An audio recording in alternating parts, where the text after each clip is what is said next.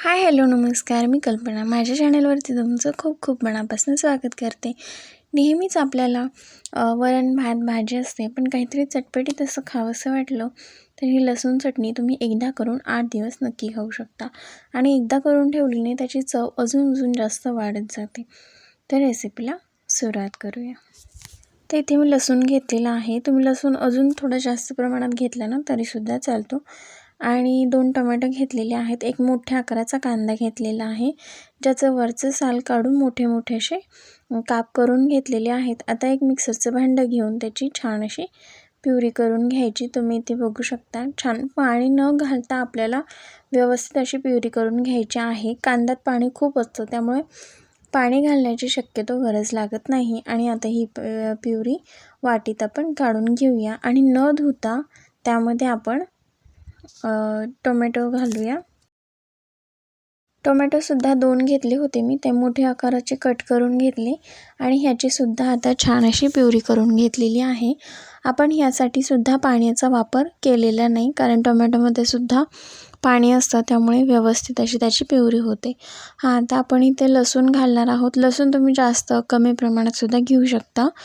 आता इथे लसूण टाकला, त्यामध्ये थोडंसं पाणी टाकण्याची गरज लागते, कारण त्याची पेस्ट व्यवस्थित होत नाही आणि त्यामुळे ह्याचीसुद्धा आता व्यवस्थित अशी पेस्ट करून घ्यायची. तुम्ही बघू शकता मस्त अशी पेस्ट तयार झालेली आहे.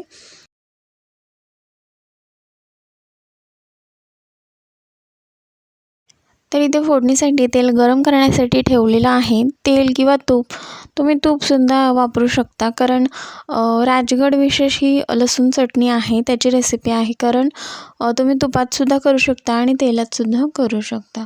तर इथे थोडेसे जिरे टाकायचे, कारण जेव्हा आपण चटणी करतो तेव्हा जिरे टाकले की त्याची वेगळी अशी छान चव येते.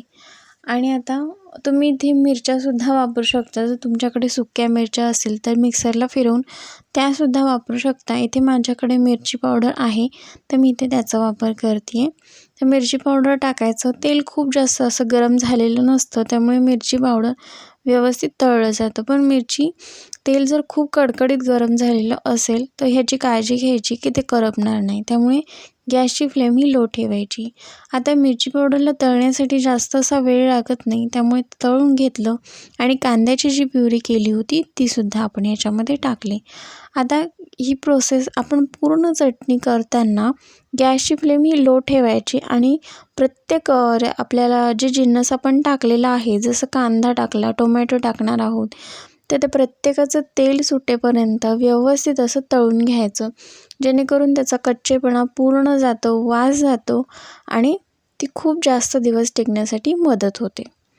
तर आता आपण इथे कांदा टाकलेला आहे.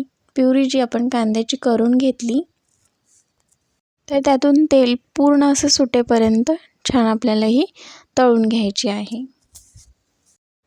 आता इथे कांद्याची छान अशी प्युरी आपली तळून झालेली आहे, तर इथे आपण टोमॅटोची प्युरी टाकलेली आहे. ह्यालासुद्धा छान तेल सुटेपर्यंत व्यवस्थित आपला तळून घ्यायचा आहे.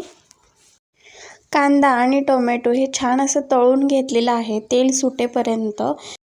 ह्यामध्ये दही टाकायचं आहे, कारण जो तिखटपणा असतो मिरचीचा तो दह्याने, टोमॅटो किंवा कांदा ह्याने कमी होतो आणि चटणी आपण व्यवस्थित खायला खूप जास्त अशी तिखट लागत नाही. त्यामुळे इथे आपण दह्याचा वापर केलेला आहे. दही टाकलं की व्यवस्थित असं फेटून घ्यायचं, कारण दही आपण जर व्यवस्थित फेटलं नाही तर तो असं कोणताही पदार्थ जरी असला, दही टाकलं फेटलं नाही की तो दही फुटल्यासारखं दिसतं.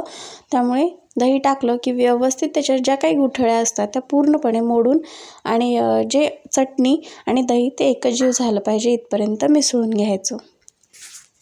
आणि त्याचा कलर छान येण्यामुळे आपण चिमूटभर हळदसुद्धा इथे वापरलेली आहे. आता ही मिक्स करून घ्यायची.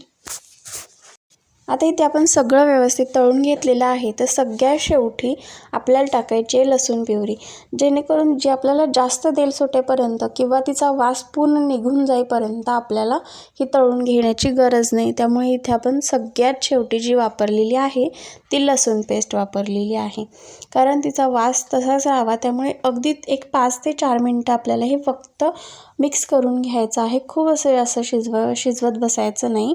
तर हे आता आपण मिक्स करून घेऊया. चवीनुसार मीठ टाकायचं. आणि मिक्स करून घ्यायचं.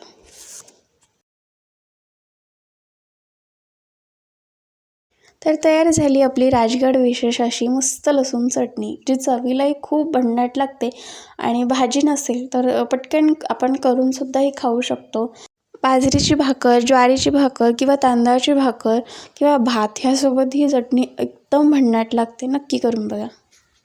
तर रेसिपी नक्की करून बघा. तुम्हाला आवडली तर नक्की लाईक करा आणि केल्यानंतर चवीला कशी वाटली हे कमेंट करून नक्की सांगा. आणि तुम्ही माझा पूर्ण व्हिडिओ बघितला त्याबद्दल मनापासून धन्यवाद. असंच भेटूया एका नवीन रेसिपीसोबत जी नेहमीप्रमाणे साधी आणि सोपी असेल. तोपर्यंत बाय.